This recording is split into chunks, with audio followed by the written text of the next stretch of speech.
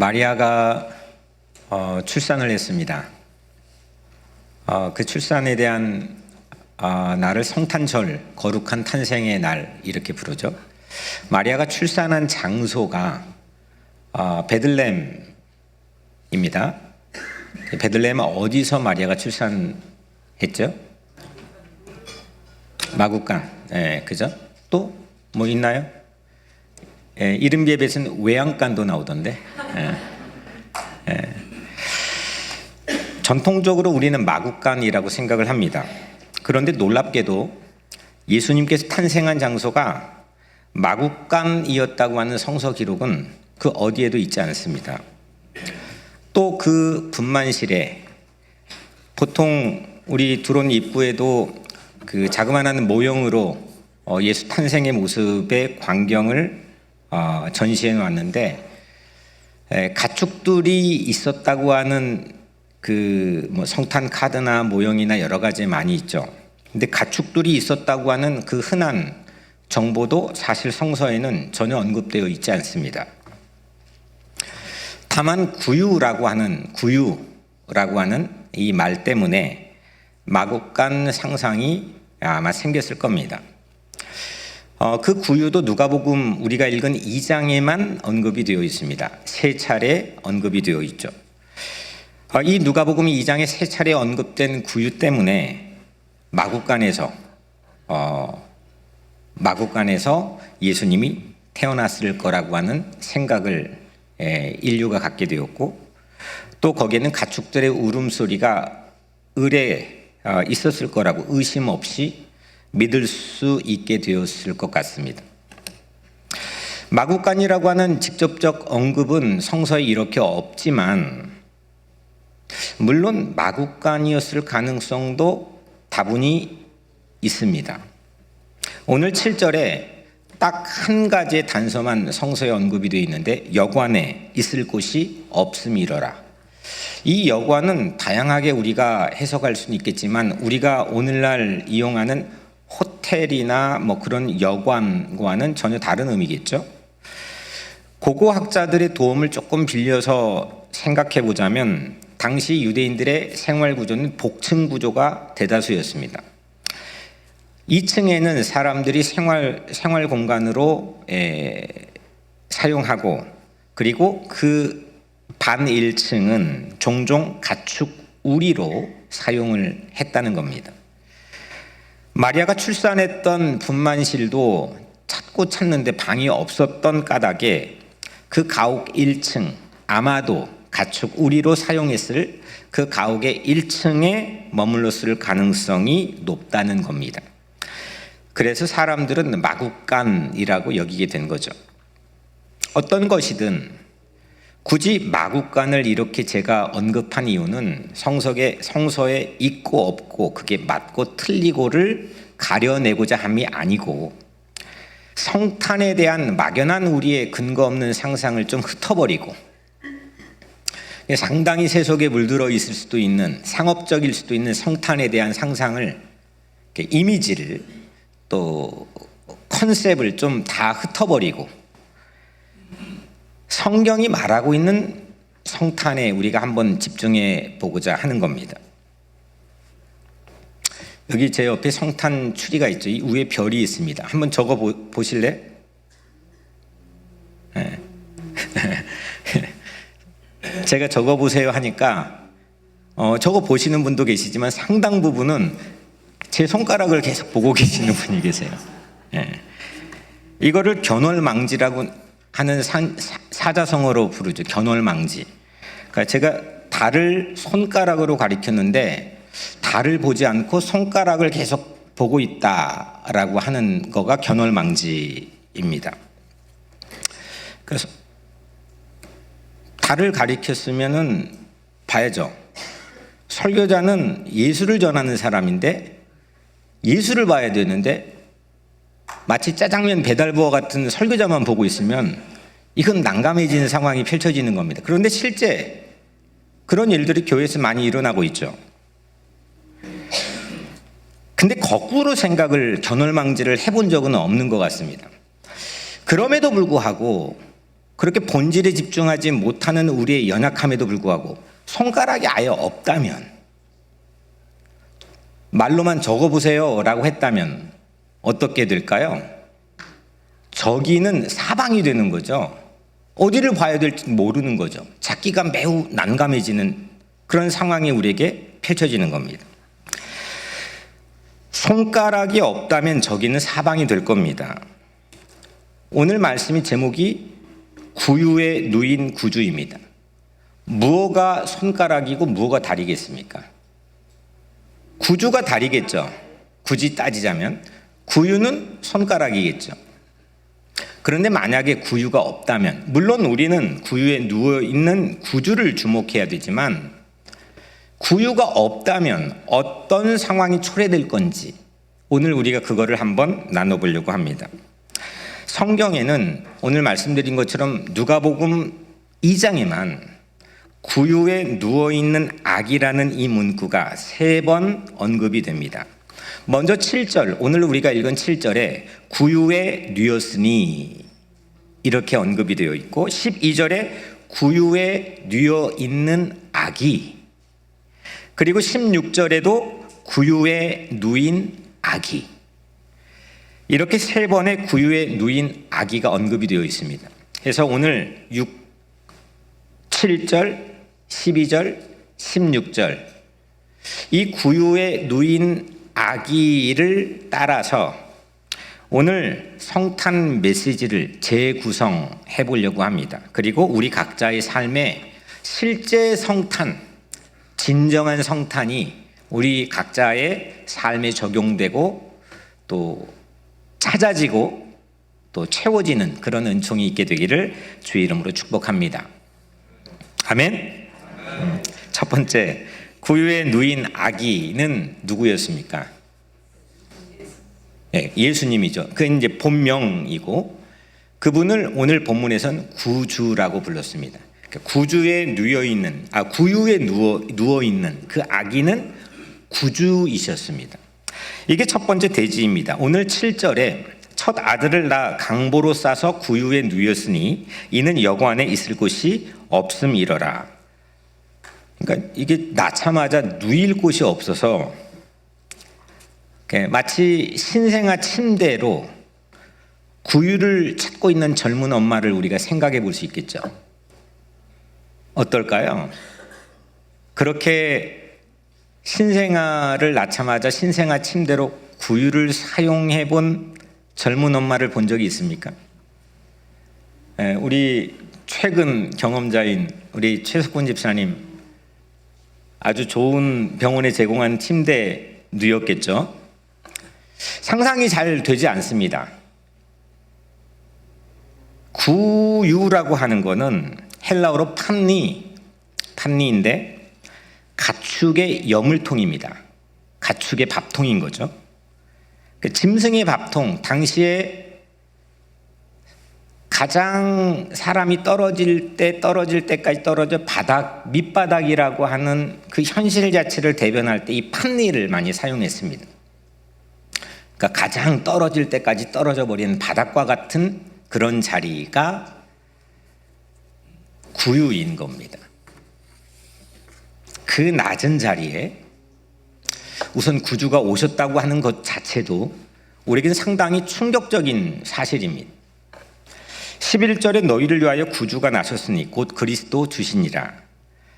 이제 본질이 나오죠. 구주입니다. 너희를 위하여 구주가 나셨으니, 이건 헬라어로 소테르입니다. 구원자, 구출하는 사람, 살려내는 이를 소테르라고 부릅니다.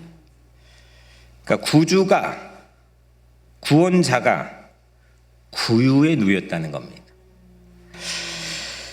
그런데 이제 사실 여기까지는 우리가 일반적인 성탄의 메시지로 우리가 알고 있습니다. 그런데 놀라운 거는 이 소테르라고 하는 구주를 아무에게나 붙이지 않습니다. 세상 당시에는 전 세계 딱 한 사람에게만 이 소테르를 붙입니다. 그게 로마 황제였습니다. 오늘 이야기, 성탄의 이야기는 그 소테르를 붙였던 유일한 한 사람, 실명을 언급하면서 이 예수의 탄생 이야기가 시작됩니다. 1절에 가이사 아구스도 이렇게 나옵니다. 가이사는 영어로는 Caesar, 그리고 한국말로는 황제입니다. 그냥 직함인 겁니다. 대통령 뭐 이렇게. 그걸 사용한 처음 장본인 Caesar를 사용한 사람이 아구스도라는 황제입니다. 그러니까 황제 가이사 시저의 시조인격이죠. 가장 강력한 권세를 누렸습니다. 이 아구스도의 실명은 8월을 영어로 뭐라고 하죠? 어거스트. 그 어거스트라는 이름이 아구스토에서 온 겁니다. 우리가 영어로 할 때 아구스투스라고 하는 이름을 가진 실명을 가진 황제 이야기로부터 오늘 예수의 탄생 이야기가 시작되는 거죠. 이 황제가 무엇을 했느냐? 센서스 명령을 내렸습니다. 자기가 통치하는 전 세계 모든 제국의 영토에 인구조사를 명령했습니다. 이 인구조사는 지금도 마찬가지입니다. 두 가지 목적으로 인구조사를 합니다. 인구조사를 당하는 입장에서는 우리의 목소리를 더 크게 대변하는 여러 가지 이유가 있겠지만 인구조사를 하는 입장에서는 두 가지입니다. 국방, 군인들의 징집 인원을 파악하는 것. 두 번째는 세금을 최대한 많이 걷는 것. 이 두 가지가 인구조사의 주된 목적입니다. 당시에는 더 그랬습니다. 그 명령을 이 아구스도 황제가 로마에서 내렸고 그 명령을 따라서 요셉이 약혼녀 마리아를 데리고 자신의 고향에 가서 그 인구조사의 레지스터를 하기 위해서 베들레헴에 갔습니다. 근데 이 베들레헴에 도착하자마자 이 산딸이 되어서 마리아 약혼녀가 출산을 하게 됩니다. 출산을 했는데 이 아이를 마땅히 누일 곳이 없어서 누였던 곳이 어디요? 그때 그 누였던 곳이 구유라는 거죠. 그러니까 이런 겁니다. 이 소테르가 구유에 누였던 것은 로마의 황제의 인구조사를 통해 이루어졌다는 거죠. 그러니까 아구스도 황제가 인구조사를 실행하면서 이 이유는 자기가 전 세계의 소테르다는 겁니다. 자기가 전 세계의 구주라는 겁니다. 내가 세상에 팍스 로마나라는 평화, 로마식 평화를 다 펼쳐 보이면 너희들의 안녕과 모든 번영을 내가 책임지겠다 라고 하는 것을 만방에 알리는 게 인구조사입니다. 바로 그때 하필 구유에 누인 한 아기를 소테르라고 부른 겁니다. 구주라고 부른 겁니다. 이게 엄청난 뉴스가 되는 거죠. 그냥 우리가 신앙적으로 나의 구주, 나의 구세주 이렇게 고백하는 것과는 조금 차원이 다른 느낌으로 오늘 누가는 이 이야기를 한 이야기 안에서 대비를 시켜놓은 거죠.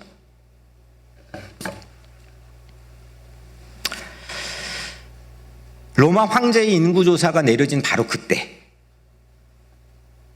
요셉과 마리아도 힘없이 그냥 그 명령에 따라 자연스럽게 움직일 수밖에 없는 바로 그때 그 로마의 명령을 내린 로마에서 가장 먼 동쪽 변방인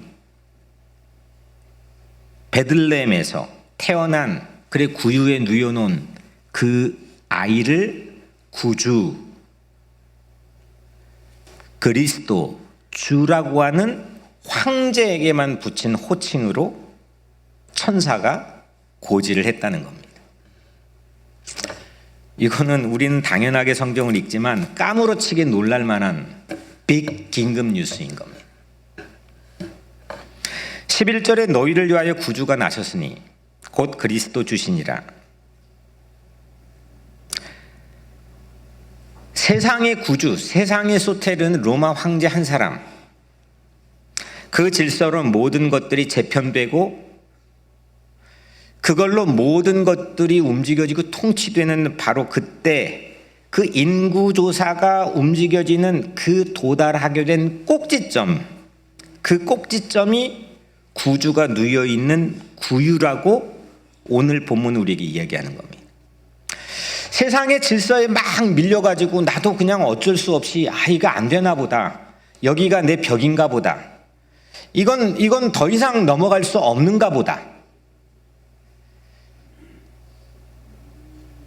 그렇게 밀려 딱 도달한 곳이 구유 아닙니까? 그런데 그 구유에 누워있는 아기를 소테르라고 부르는 겁니다. 완전히 역설적인 거죠. 다시 말하면 구유가 황실로 바뀌는 셈이죠. 소테르는 로마의 황실에서만 있어야 되는 겁니다. 그런데 오늘 성서의 기자인 누가는 아니다. 오늘 이 구유가 바로 로마의 황실의 대체자다. 그게 과연 당시의 사람들이 이 이야기를 들었을 때 어떤 느낌이었을까요? 공교롭게도 구유의 헬라어가 판니라고 했습니다. 판니. 그냥 이게 말장난 워드플레이지만 판이 바뀌어지는 것. 로마 황실이 모든 판을 꽉 엉켜쥐고 있었는데 아니다. 저 낮고 천한 구유 판니에 누워있는 그 구주, 그게 판을 바꾸는 자리라는 겁니다. 실제 BC와 AD로 판이 세계적으로 바뀌었습니다. 실제 모든 문화권이나 모든 것들의 판이 바뀌었죠. 저는 오늘 여러분들 이 마음도 그렇게 판이 바뀌어지는 그런 은총이 있게 되기를 주의 이름으로 축복합니다. 구유와 괜찮아요. 그냥 가만히 괜찮아요. 홍 장로님? 괜찮아요. 구유와 로마 황실이 대결이 펼쳐지는 겁니다. 하나님 나라와 세상 나라의 대결이 펼쳐지는 겁니다. 그런 긴장감이 우리 각자의 삶에 있는 겁니까? 성탄은 그런 겁니다. 그런 보이지 않는 영적 전쟁이 우리 각자의 삶에 그런 긴장이 그런 어마어마한 대결이 펼쳐지는 그런 판이 우리 각자의 삶에 있는 겁니까? 그래서 구유는 단지 그냥 짐승들이 밥 먹는 여물통이 아니고 만왕의 왕이신 예수를 통해서 하나님의 구원이 시작하는 그런 무한한 우주처럼 저에겐 느껴졌습니다. 마치 스페이스처럼. 광활한, 끝이 없는, 한계가 없는 모든 걸 엎어버리는 그런 스페이스처럼 저는 그 조그만한 구유가 저에게 느껴졌습니다. 로마 황제의 권력 얼마나 셌을까요? 내 직장에 가장 높이 있는 보스만 해도 세력이 센 건데 모든 세계를 뒤흔드는 가장 정점에 있는 그 황실의 권력이 얼마나 입김이 셌겠습니까? 그런데 그것보다 더 무한한 마치 스페이스 같은 우주와 같은 그게 저는 이 구유로 느껴졌습니다. 그 권세, 큰 권세를, 그 새로운 왕의 큰 권세를 선포하는 무한한 스페이스가, 무한한 우주가 이 구유와 같다는 게 오늘 첫 번째 대지입니다. 왜냐? 구주가 거기에 누워있기 때문에, 구주가 거기에 계시기 때문에. 우리 구유는 어디일까요? 나의 구유는 어디일까요? 여러분들은 여러분들의 구유가 어디인가요? 성탄은 화려한 황실이 아니라 이 구주가 누워있는 구유에서 시작하는 거죠. 새로운 구원을 펼치는 무한한 스페이스가 여러분들의 마음 구유에서 펼쳐지게 되기를 주의 이름으로 축원합니다. 그리고 내 마음이 구주를 모시는 마치 구유와 같은 그런 스페이스와 같은 그런 여러분들 각자의 성탄을 맞이하는 마음이 되기를 주의 이름으로 간절히 축복합니다. 네, 한번 가슴에 손을 얹고 해볼까요? 내 마음이 구유다. 예수가 여기 계시다면 우리 각자의 마음이 구유가 되어야 되는 거 아닙니까? 그 첫 번째 대지는 여기가 왜 구유의 의미를 갖냐? 그냥 아주 하찮고 취약점이 많은 그런 여물통만이 있어서가 아니라 구주가 누워있는 마치 광활한 원대한 무한한 한계가 없는 모든 판을 더 엎어버리는 그런 스페이스와 같은 구유라는 거죠. 두 번째, 구유는 구주를 찾게 해주는 시그널과 같습니다. 첫 번째는 뭐죠? 스페이스. 첫 번째 S는 스페이스. 두 번째 시작하는 스펠링의 S는 시그널입니다. 마침 그 예수님 태어날 그 찰나, 그 언저리에 주변의 근처에서 들에서 야간 근무를 했던 목동들이 있었습니다. 그 목자들에게 천사가 나타났습니다. 그리고 구주 소테르의 출산 소식을 그들에게 알렸습니다. 그날 밤 그 베들레헴에서 그 비슷한 시기에 출산한 사람이 마리아 뿐이었을까요?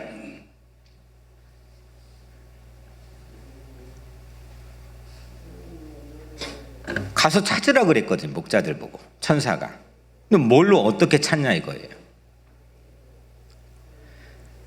헤롯 왕은 그래서 그 단서를 찾을 수가 없어서 비슷한 시기의 나이 아래에 있는 모든 산의 아이를 살해했습니다.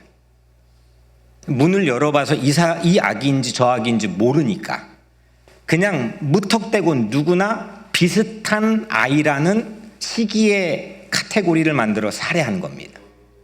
이 목자들도 가서 천사들이 찾으라고 그러는데 뭘로 찾습니까? 12절에 너희는 가서, 목자들에게 하는 말입니다. 너희는 가서 강보에 쌓여 구유에 누워있는 아기를 보리니 이것이 너희에게 표적이니라. 사인이 될 거라는 거죠. 갓 태어난 아들을 눕힐 침대로 구유를 사용했던 엄마는 지금도 본 적이 없지만 당시에도 마리아가 유일했던 겁니다. 그 구유에 누워있는 아기는 그 마리아가 유일했다는 거죠. 그래서 구유는 구주를 만나게 하는 가장 유일한 시그널이 되었던 겁니다. 동방박사의 별이, 동방박사는 별을 따라서 아기 예수가 있는 곳에 갔죠. 마찬가지로 목자들에게 구유는 동방박사의 별과 같은 거죠.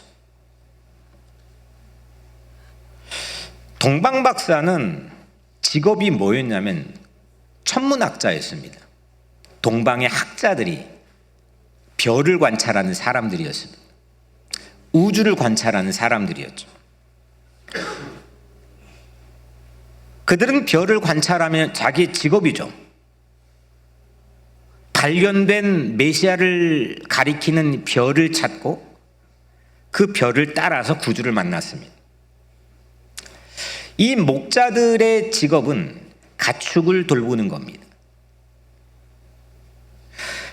이 목자들에게 구유는 직업용품과 같은 거죠. 그 직업용품과 같은 구유를 통해서 구주를 찾는 구유는 시그널이 되어준 거죠. 이 의미는 뭘까? 구주 예수를 만나고 찾게 해주는 그 신호, 시그널, 그게 특별한 사람에게만 있는 게 아니고, 멀리 가야만 있는 게 아니고, 뭘 공부해야만 있는 게 아니고, 내 일상에서, 내 평범한 일상에서, 그리고 내 직업에서, 내가 가장 많이 하고 있는 일에서 만날 수 있는 가까운 곳에 그 시그널이 담겨 있을 수 있다는 걸 뜻하겠죠. 그러니까 내 일상에 구유가 있다는 겁니다. 가정주부는 부엌에 있는 시간이 가장 많게 티도 나지 않아요. 뭐 열심히 하는데도 티도 나지 않아요. 근데 시간은 그쪽에 가장 많이 가 있는 거 아니겠습니까? 당연한 것처럼 생각하지만 그 부엌에서 뭐 음식 만들고 치우고 하는 일들로 많은 시간을 수십 년 동안 우리 엄마들은 보내죠. 그 부엌에서 오늘 동방의 학자들이나 그들이 관찰했던 별이 시그널이었다면, 또 이 목자들의 직업 용품과 같은 이 구유를 통해 시그널 사용의 이 구주를 만났다면, 부엌에서 일하는 가정주부에겐 그 안에서 얼마든지 구유가 있을 수, 시그널이 있을 수 있다는 거죠. 구주를 만나게 하는 시그널이. 육아를 하는 사람들, 그 육아에서도 그 시그널, 구주를 찾게 하는 시그널은 얼마든지 있을 수 있다는 겁니다. 직장, 심지어는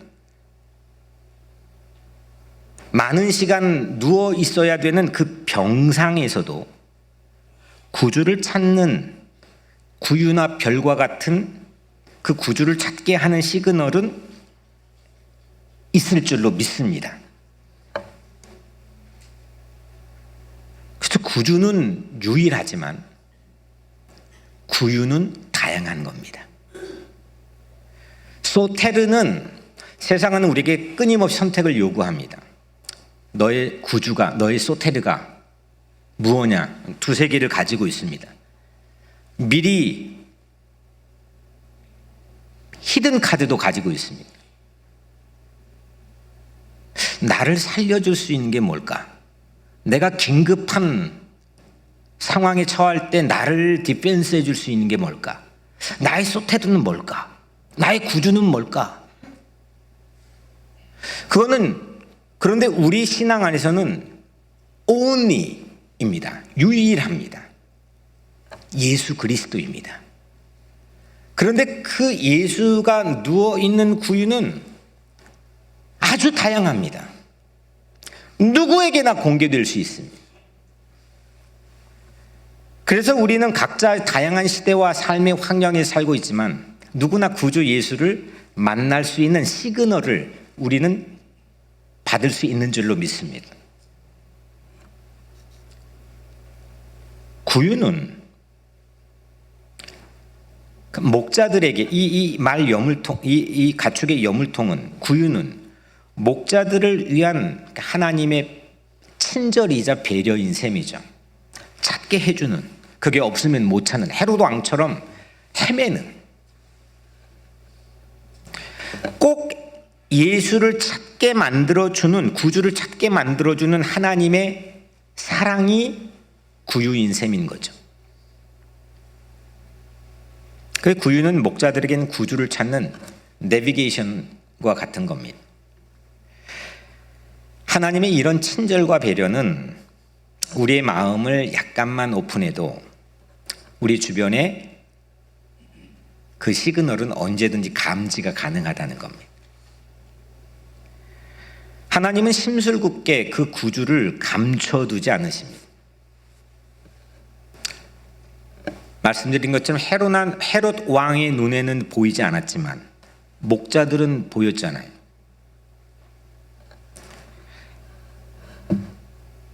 목자들은 구유에 구주가 누울 수 있다고 하는 그 시그널을 받아들일 수가 있었습니다.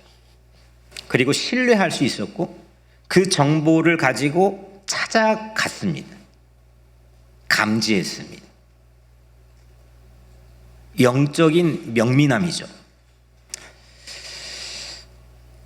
그런 1급 정보를 줬는데도 내 시그널이 작동하지 않으면 움직이지 않을 거 아닙니까?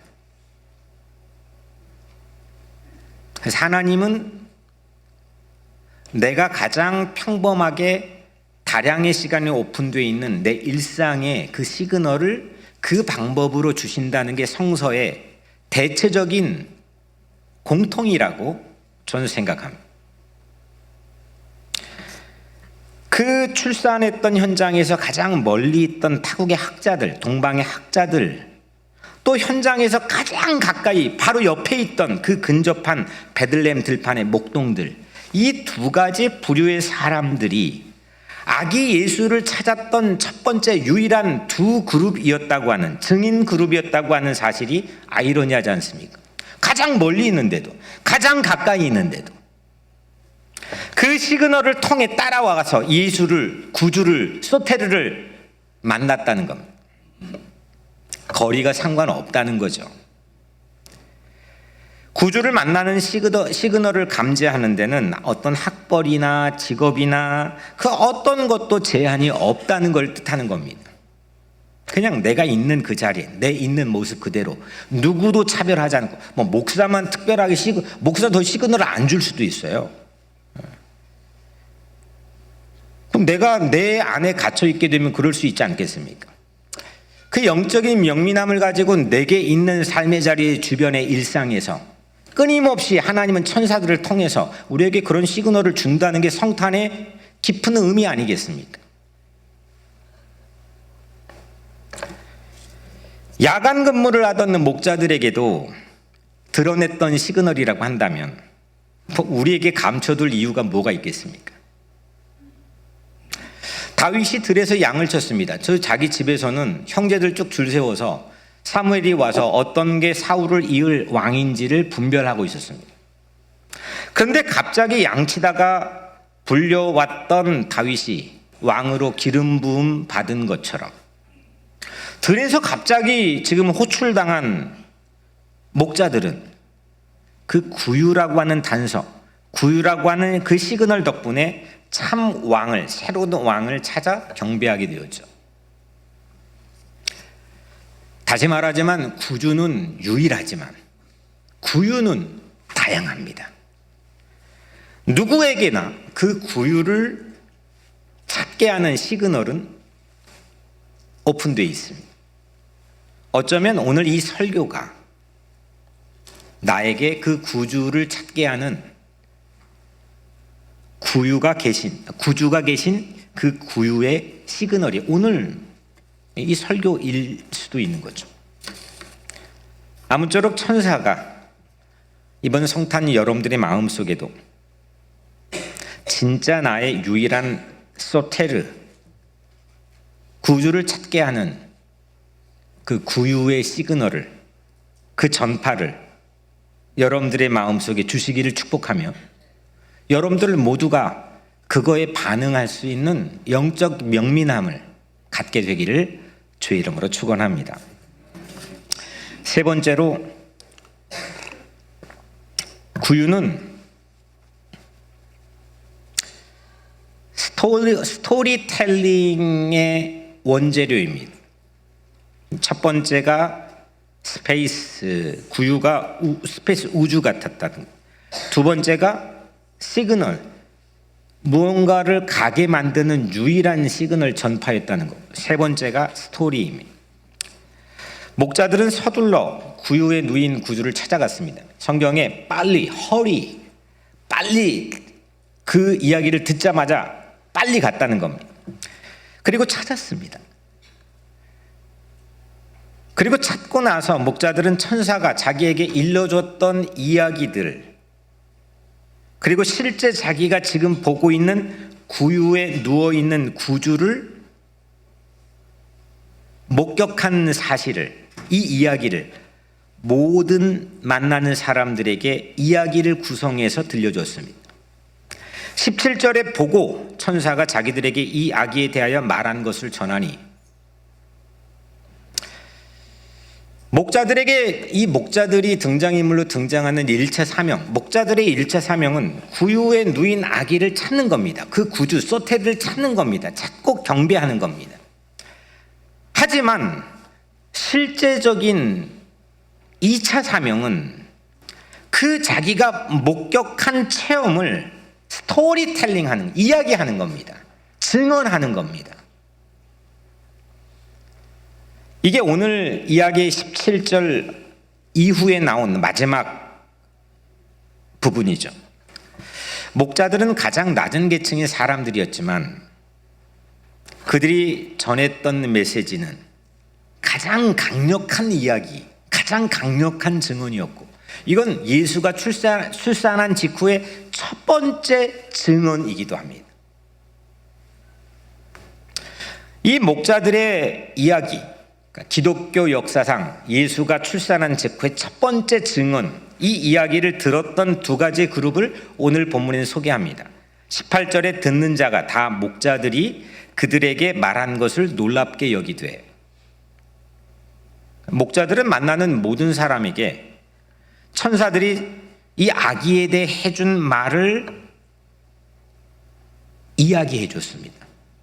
역사라는 것은 스토리텔링이 없으면 역사는 이어져 가지 못합니다. 끊임없는 이야기의 바통을 이어주는 겁니다. 그 목자들의 이야기를 듣는 모든 사람들이 큰 감동을 받았습니다. 놀라워했습니다. 또한 마리아가, 산모가 이 목자들 이야기에 결정적 도움을 받았습니다. 19절에 마리아는 이 모든 말에 마음에 새겨 생각하니라. 이 마리아는 일찍이 두 차례 이야기를 들었습니다. 첫 번째 이야기는 갑자기 자기가 갑자기 임신을 했다는 수태고지를 천사 가브리엘을 통해 듣게 되는 거죠. 그 이야기가 첫 번째였습니다. 그리고 임신 중에, 배가 불러오는 중에 사촌이었던 세례 요한을 임신하고 있는 엘리사벳의 집에 갑니다.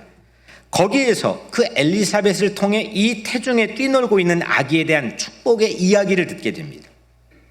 이 두 가지 이야기가 내가 지금 왜 임신을 하게 됐지, 영문을 알지 못하는 이 젊은 처녀에게 무언가의 믿음의 실마리를 제공해 주는 거죠. 그런데 이 마리아는 출산을 했습니다. 이제 그 출산한 직후에 지금 눈앞에 구유에 누워있는 자기가 낳은 그 아기가 세상에 참된 구주 소테르 왕이라고 하는 이 이야기를 목자를 통해 처음 그 이야기를 듣게 됩니다. 마리아는 자기 마음속에 있을 수 있는 의심이나 불안, 두려움, 공포들을 물리치고 무언가를 지켜낼 수 있는 힘을 이 목자들 이야기에서 얻었겠죠. 그 성경은 마리아가 이 말을 자기 마음과 생각에 간직했다라고 우리에게 들려줍니다. 우리는 뭔가 똑같은 일을 하는데도 어떨 때는 상당히 불안이나 또 두려움이나 그걸 끝까지 밀어붙일 만한 힘을 상실할 만한 위치에 서 있기도 합니다. 근데 그거를 밀어붙일 수 있는 아주 중요한 결정적인 힘을 주는 거는 사실은 우리 주변에 들려지는 수 없는 이야기들입니다. 스토리들입니다. 그 스토리가 우리에게 주고 있는 힘인 겁니다. 그건 뉴스를 통해 들려진 뭔가 스토리일 수도 있고, 내가 책을 통해 볼 수도 있는 거고, 친구를 통해 들을 수도, 내 부모를 통해 오래전 그 부모님 품에 들었던 이야기일 수도 있고, 그건 수 없는 이야기들입니다. 근데 오늘 마리아는 이 목자들의 이야기를 통해서 새로운 힘을 얻은 겁니다. 구유라고 하는 거는 단지 아기 예수가 누워있는 장소에 그친 게 아닙니다. 하나님의 구원의 이야기가 시작되는 자리인 거죠. 구유는 새로운 왕이신 구주를 안고 있는 스페이스, 우주와 같았으며, 구유는 그 구주 예수를 찾게 만드는 시그널, 신호와도 같고, 구유는 그 구주, 새로운 왕을 이야기할 스토리와 같은 겁니다. 황제 인구조사에 구유에 누인 아기, 황제가 인구조사를 하라고 했으니까 구유에 누인 그 아기는 그냥 그 센서스 인구조사에 한 사람 추가요 하고 그냥 머물 수도 있는 거죠. 근데 오늘 이 목자들이 들려주는 이야기를 통해서 그 구유에 누워있는 그 아기가 구주라고 하는 이 이야기를 우리도 그 유일한 통로를 통해서 들을 수 있는 겁니다. 왜냐하면 그 구유에 누워있는 아기는 이 목자들이 유일하게 증언하고 있기 때문입니다. 그 목자들 라인으로만 이 구유에 누워있는 아이가 구주라고 하는 이 스토리를 우리는 그 라인을 통해서만 들을 수 있는 거죠. 구유에 누인 구주 이야기는 이 목자들을 통해서, 그래서 그 출산의 현장을 넘어서죠. 목자들은 그리고 기독교의 첫 번째 증인들이 된 셈입니다. 아구스도 황제는, 로마에 있던 황실에 있던 이 황제는 예수에 대해 살아있는 동안 한 번도 예수를 들어본 적이 없었습니다. 그런데 채 100년이 못 돼요. 한 세기가 채 되지 않아서 그 로마 황제의 후계자들은 예수 이야기를 전부 듣게 됩니다. 심지어는 그거에 압박감과 두려움을 느껴서 그 예수를 따르는 모든 무리들을 잡아다가 죽이기도 했습니다. 네로 황제는 그 그리스도인들의 모습에 미치기까지 했습니다. 그리고 고작 300년이 못 되어서 그 후손인 로마의 황제가 그리스도인이 되었습니다. 구유에 누워있는 아기가 참된 왕 소테르라고 하는 이 멈추지 않는 이 이야기의 시작은 그 목자들이었다는 거죠. 3S 스페이스, 시그널, 스토리, 이걸 우리에게 제공해주는 구주가 누워있는 그 구유, 그 구유가 여러분들의 마음이 되었으면 좋겠습니다. 여러분들의 삶이 되었으면 좋겠습니다.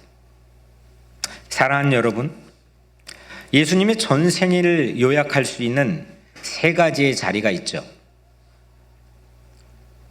상징적인 세 가지의 자리입니다. 구유, 십자가, 빈 무덤. 이 구유는 성탄을 가리키고, 십자가는 예수의 죽음을 가리키며, 빈 무덤은 부활을 가리키며, 그래서 이 세 가지의 상징적인 자리를 통해 기독교의 3대 명절, 가장 커다란 3대 명절로 우리는 지키고 있습니다.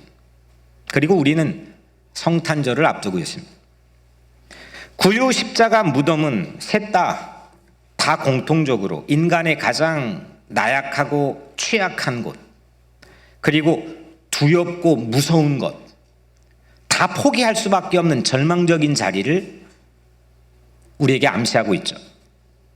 그런데 참된 구주인 소테르, 그 예수는 이 세 가지의 모든 자리에서 구주, 구유, 십자가, 무덤이라고 하는 이 자리에서 세상의 모든 권세를 무너뜨리고 이기는 참된 왕으로 우리에게 오신 줄로 믿습니다. 우리에게 영원한 희망을 주신 거죠. 그리고 그 시작이 구유인 겁니다. 내 마음이 구주 예수가 누워있는 마치 구유 스페이스처럼, 우주처럼 광활하고 한계가 없는 예수가 누워있는 그런 우리 같은 마음이 되기를 주의 이름으로 축원합니다. 내 마음이 구주를 반드시 찾게 하는 그 시그널, 구유의 시그널이 작동하는 내 마음이 그런 영적인 명민함을 가진 신호를 놓치지 않는 그런 자리가 되기를 주의 이름으로 축원합니다. 내 마음이 세상의 이야기들을 시시하게 만들어버리는 그 구주에 누워있는 구유의 스토리를 사람들에게 이야기할 수 있는, 채워지는 그런 감동적인 이야기를 나누는 증인의 마음이 되기를 주의 이름으로 축원합니다. 이 구유를 가지고 오늘 여러분들이 각자의 삶에서 참된 소테르, 나의 구주 되신, 나의 참된 왕이 되신 예수를 맞아들이는 그런 성탄이 되기를 주의 이름으로 간절히 축복합니다. 기도하겠습니다. 은혜로우신 아버지 하나님, 감사합니다. 오늘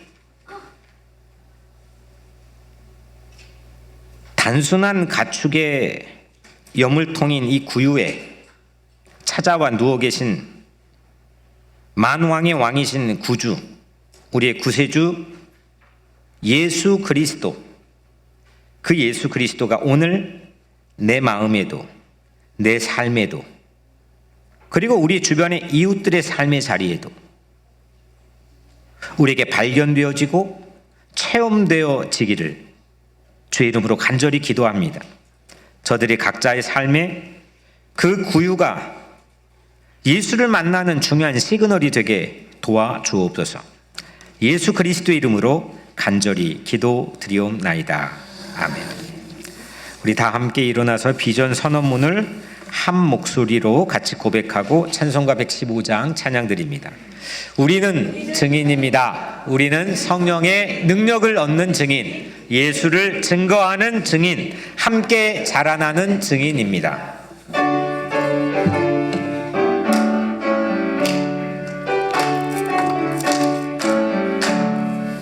기쁘다고 주 오셨네. 만 백성 맞으라. 온 교회여 다 일어나. 다 찬양하여라. 다 찬양하여라. 다 찬양하여라. 구세주 탄생했으니 다 찬양하여라. 이 세상에 만물들아 다 화답하여라. 다 화답하여라. 다 화답하여라. 온 세상 죄를 사하려 주 예수 오셨네. 죄와 슬픔 몰아내고 다 구원하시네. 다 구원하시네. 다 구원하시네. 은혜와 진리 되신 주 다 출관하시니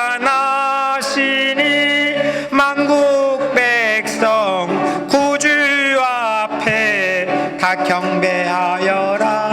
다 경배하여라. 다 경배하여라.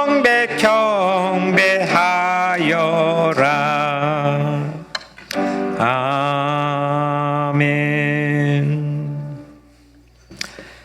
주님이 그대 앞에 계셔서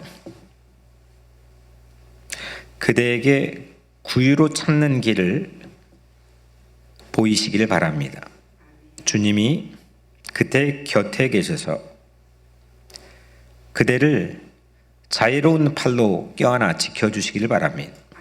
주님이 그대 뒤에 계셔서 못된 사람들의 흉계에서 그대를 보존하시기를 바랍니다. 주님이 그대 아래에 계셔서 그대가 떨어져 당황할 때 받아주시고 덫에서 끄집어 올려내시기를 바랍니다. 주님이 그대 안에 계셔서 그대가 슬퍼할 때에 그대를 위로하시기를 바랍니다. 주님이 그대 둘레에 계셔서 남들이 그대를 덮칠 때에 막아주시기를 바랍니다. 주님이 그대 위에도 계셔서 그대에게 복 주시기를 바랍니다. 주 예수 그리스도의 성탄의 은혜와 하나님의 놀라운 사랑과 성령의 사귐이 우리 모두와 함께 하시길 간절히 축원하옵나이다. 아멘.